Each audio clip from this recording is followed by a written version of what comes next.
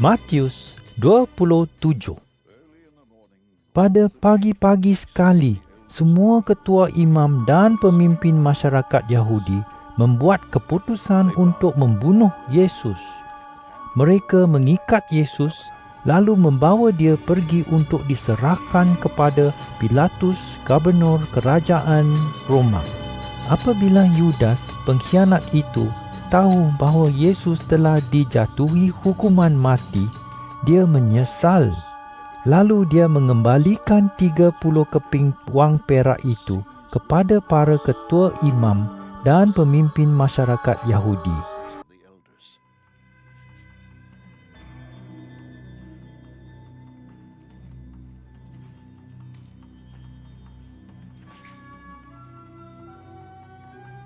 Dia berkata, "Aku sudah berdosa kerana mengkhianati orang yang tidak bersalah sehingga dihukum mati. For I have betrayed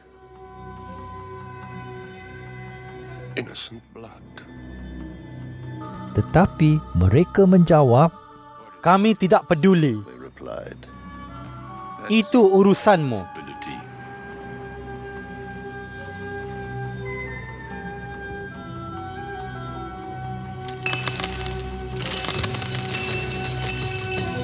So Judas threw the money into Yudas melempar wang itu ke dalam rumah Tuhan lalu meninggalkan mereka. Kemudian dia pergi menggantung diri.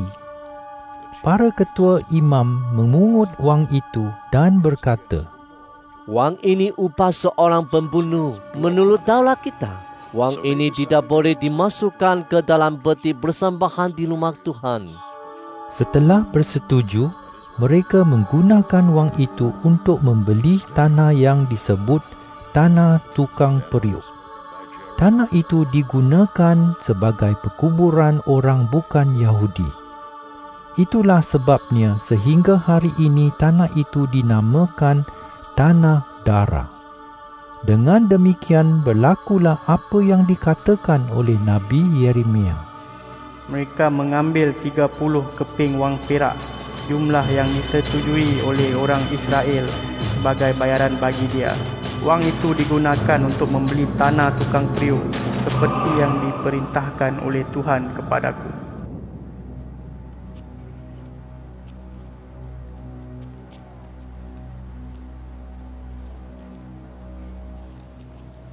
Yesus berdiri di hadapan gubernur Pilatus dan Pilatus bertanya kepadanya, Adakah kamu raja orang Yahudi?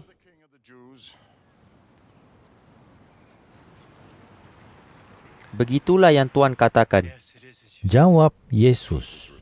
Tetapi apabila para ketua imam dan pemimpin masyarakat Yahudi melemparkan banyak tuduhan terhadap Yesus, dia diam sahaja.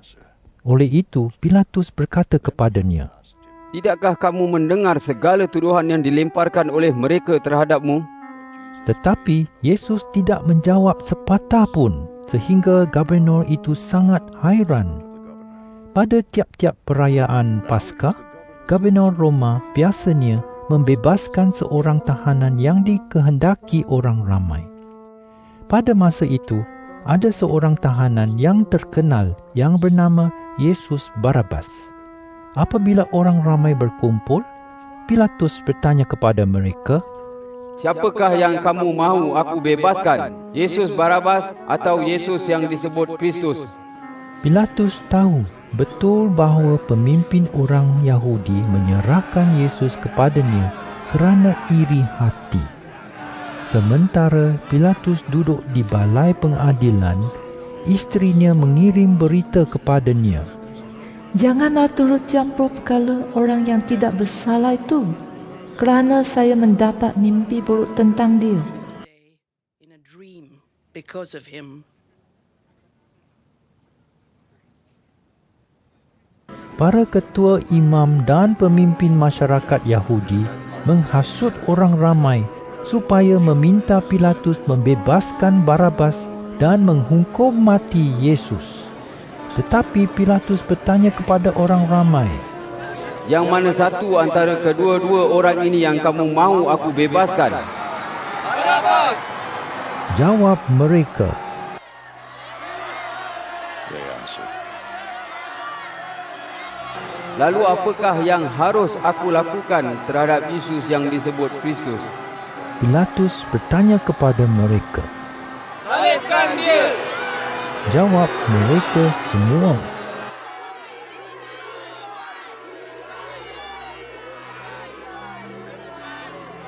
Tetapi Pilatus berkata, Kejahatan apa yang telah dilakukannya? kemudian mereka berteriak lebih kuat lagi. Salibkan dia!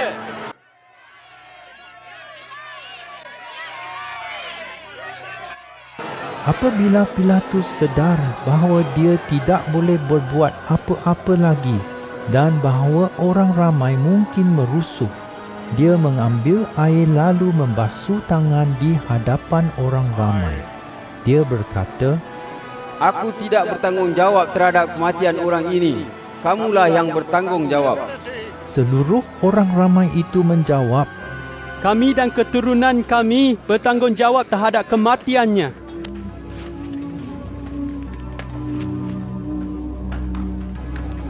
Kemudian Pilatus membebaskan Barabas bagi mereka dan menyuruh orang menyesah Yesus serta menyerahkan dia kepada askar untuk disalib. Kemudian askar-askar Pilatus membawa Yesus ke istana Gubernur dan semua askar di situ berkumpul di sekelilingnya. Mereka menanggalkan pakaian Yesus lalu memakaikan jubah merah ungu pada dia. Kemudian mereka membuat mahkota daripada ranting-ranting berduri dan mengenakannya pada kepala Yesus.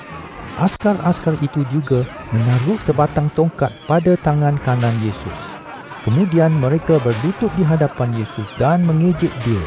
Mereka berkata, Daulah raja orang Yahudi. Mereka meludahi dia dan mengambil tongkat itu lalu memukul kepalanya.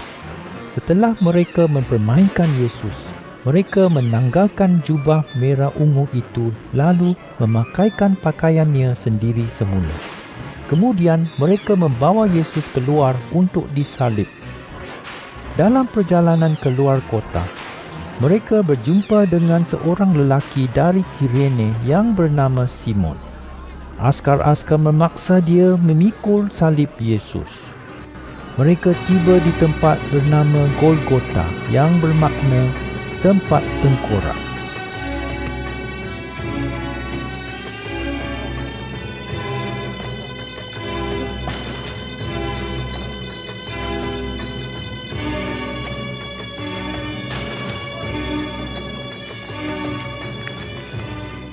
Di situ, mereka memberikan wain yang bercampur bahan pahit kepada Yesus.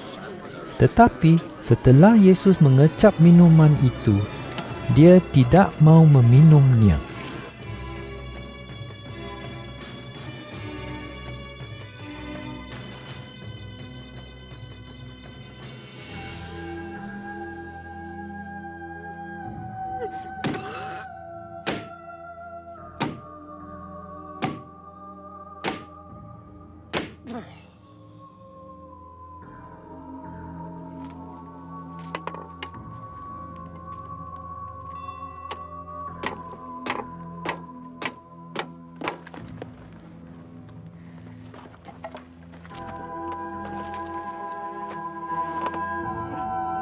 Kemudian askar-askar menyalibkan dia dan membahagi-bahagikan pakaiannya antara mereka dengan membuang undi.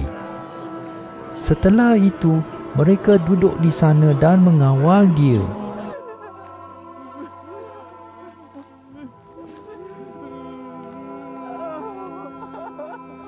Di sebelah atas kepala Yesus terpasang tulisan tentang tuduhan terhadap Yesus. Inilah Yesus, Raja orang Yahudi. Dua orang penjahat juga disalibkan bersama-sama Yesus. Seorang di sebelah kanan dan seorang lagi di sebelah kirinya. Semua orang yang lalu di situ menggelengkan kepala sambil mencemuh Yesus. Mereka berkata, kamu mau merobohkan rumah Tuhan lalu membinanya semula dalam 3 hari? Jika kamu anak Allah, selamatkanlah dirimu dan turunlah dari salib.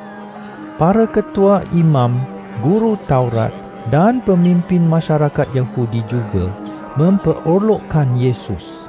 Mereka berkata, Dia menyelamatkan orang lain, tetapi tidak dapat menyelamatkan dirinya sendiri. Bukankah dia Raja orang Israel? Jika dia turun dari salib sekarang, kami akan percaya kepadanya. Dia percaya kepada Allah dan berkata bahawa dia anak Allah. Mari kita lihat, adakah Allah akan menyelamatkan dia sekarang? bahkan kedua-dua orang penjahat yang disalibkan bersama-sama Yesus pun menghina dia seperti itu.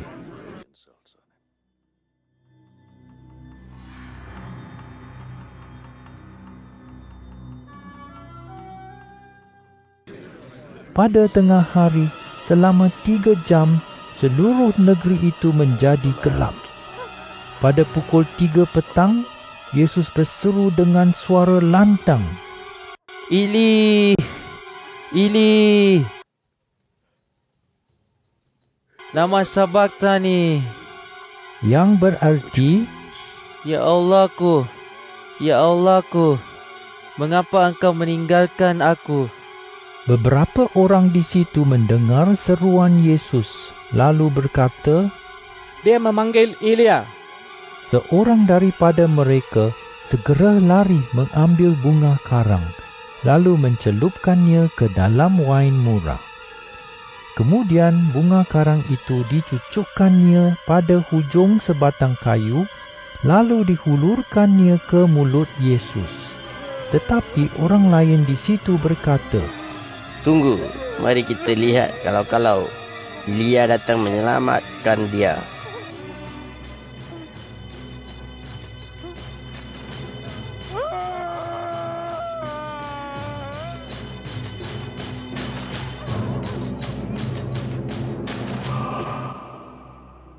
Kemudian Yesus berseru lagi dengan nyaring, lalu menghempuskan nafas yang terakhir.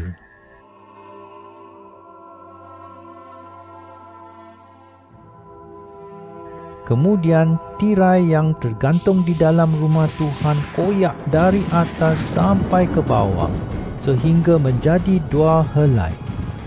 Bumi bergoncang, gunung batu terbelah, kubur terbuka, dan banyak umat Allah yang sudah meninggal dihidupkan semula. Mereka meninggalkan kubur dan setelah Yesus bangkit daripada kematian, mereka masuk ke Yerusalem. Di sana banyak orang nampak mereka. Apabila ketua askar dan askar-askar yang sedang mengawal Yesus nampak gempa bumi dan segala perkara yang berlaku, mereka ketakutan. Mereka berkata, Dia betul-betul anak Allah. Di situ ada juga banyak wanita yang memandang dari jauh. Mereka datang bersama-sama Yesus dari Galilea dan mereka menolong dia. Antara mereka ialah Maria Magdalena, Maria ibu Yakobus dan Yusuf, serta ibu anak-anak Zebedeus. Pada waktu petang, seorang kaya dari Arimatia yang bernama Yusuf datang. Dia juga pengikut Yesus. Dia pergi kepada Pilatus dan meminta jenazah Yesus. Pilatus memberikan perintah supaya jenazah Yesus diserahkan kepadanya.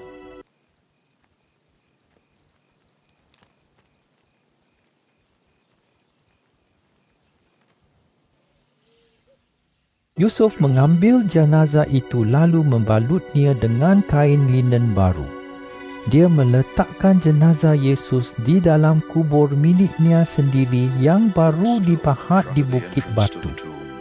Kemudian Yusuf menggulingkan sebuah batu besar untuk menutup pintu kubur itu, lalu dia pergi. Maria Magdalena dan Maria yang lain duduk di situ menghadapi kubur itu. Keesokan harinya, pada hari Sabat, ketua-ketua imam dan orang Farisi pergi menghadap Pilatus. Mereka berkata, Tuan, kami ingat bahawa semasa penipu itu masih hidup, dia pernah berkata, selepas 3 hari aku akan dibangkitkan. Oleh itu, suluhlah orang mengawal kubur itu baik-baik sehingga hari ketiga. Dengan demikian, pengikut-pengikutnya tidak dapat mencuri jenazah Yesus dan memberitahu orang bahawa dia telah dibangkitkan daripada kematian. Penipuan yang terakhir ini akan lebih buruk daripada yang pertama. Bawalah beberapa orang askar, kata Pilatus kepada mereka, pergilah dan kawallah kubur itu dengan rapi.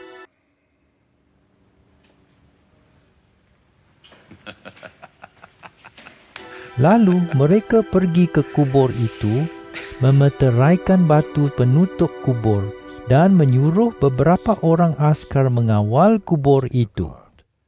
Matius 28.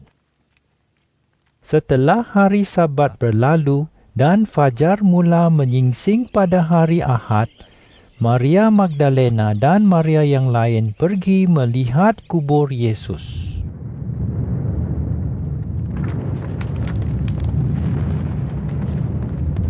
Tiba-tiba berlaku gempa bumi yang kuat.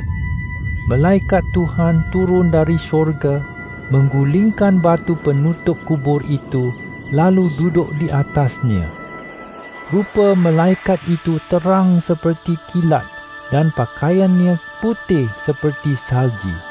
Askar-askar pengawal di situ begitu ketakutan sehingga mereka gemetar lalu rebah seperti orang mati.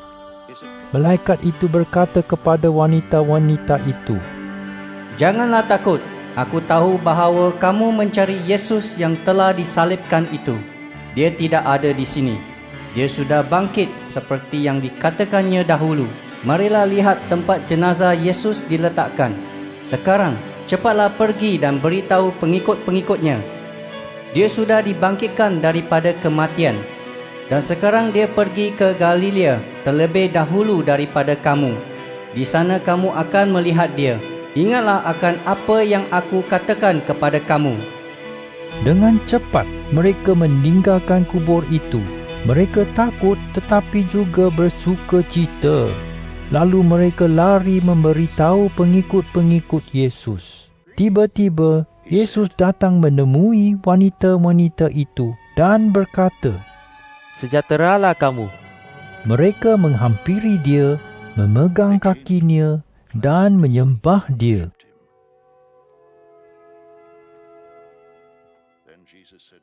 Janganlah takut, kata Yesus kepada mereka.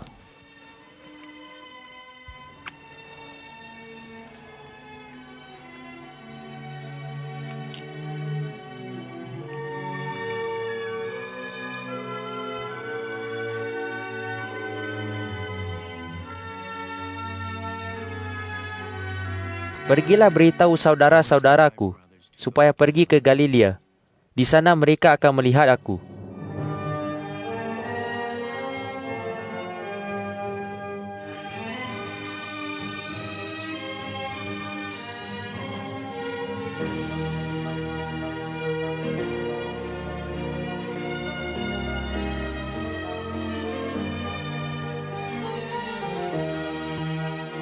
Sementara wanita-wanita itu meneruskan perjalanan, beberapa orang askar yang mengawal kubur itu kembali ke kota dan memberitahu ketua-ketua imam segala yang sudah berlaku. Ketua-ketua imam berunding dengan para pemimpin masyarakat Yahudi dan mengambil keputusan untuk memberikan wang yang banyak kepada askar-askar pengawal itu. Mereka berkata kepada askar-askar itu, Kamu harus mengatakan bahawa pengikut-pengikut Yesus datang pada malam hari dan mencuri jenazah Yesus ketika kamu tidur. Jika kamu mendengar hal ini, kami akan meyakinkan dia bahawa kamu tidak bersalah. Kamu tidak usah khawatir. Askar-askar pengawal mengambil wang itu dan berbuat seperti yang disuruh mereka. Sehingga hari ini, Cerita itu masih tersebar di kalangan orang Yahudi. To this very day.